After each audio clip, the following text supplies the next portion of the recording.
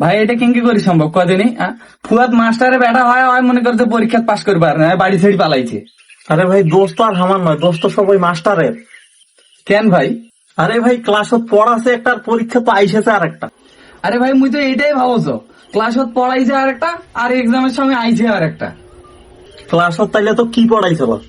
আরে ক্লাসত মুখ পড়াইছে যে 10টা সবজির নাম লিখবে, আর পরীক্ষা দিয়েছে 10টা পশুর নাম লিখতে হই নাকি। তাইলে পরে ফির কি লেখলু তুই? মুও লিখি দিছি অঙ্কা, কুত্তা ভাত্তা, গরু ভাজি, বিলাইয়ের চচ্চড়ি, কুকুরের ভাজি, মুয়ে লিখি দিছি। ভাই মোরও তো সেম কেস। মোর স্কুলে পড়াইছে শেখ হাসিনা প্রধানমন্ত্রী হয়েছিল কোন দিন, আর পরীক্ষা দিয়েছে প্রধানমন্ত্রী দেশ ছাড়ি পালাইছিল কোন দিন। এ ভাই তাহলে তুই তারপরে কি লিখিছি? বইও লিখে দিছু যে শেখ হাসিনা দেশ ছাড়ি পালাইছে দুপুর 12টার সময়।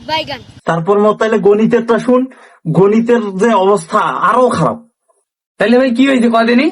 গণিত মোক স্যার শিখাইছে ক্লাসত যে 2+2 কত হয়। মুই তো 4টা দাগটা নিয়ে মনে করতে 4 লিখি দিছু, ঠিক আছে। এখন মনে করতে তোর যখন পরীক্ষা দিয়েছে তোর 2000 যোগ 3000 কত হয়। এখন মুই কি লিখি? 5000টা দাগ দিতে দিতে তো আমার সময় শেষ, খাতার পাতা শেষ। মুই আর কি লিখিম তুই কদিন? দেখদিন তাহলে অত কম সময়ের মধ্যে অতগুলো ফির লেখা সম্ভব না, হলেও তো 6 ঘন্টা টাইম দেওয়ার দরকার। আচ্ছা তোরটা বাদ দে, তাহলে মোটটা শুনতে। আচ্ছা ক তাইলে কি কথা তুই? মো ক্লাসও শিখাইছে যে গরুর উপরের রচনা লেখো, আর পরীক্ষা দিয়েছে যে বাঘের উপরের রচনা লেখো। আল্লাহ, তারপর তাইলে তুই কি লিখিছি? পরে আর কি লেখিন, যেন গরুর নাম আসলো নামগুলো কাটি দিয়ে অন্য বাঘের নাম বসে দিছো।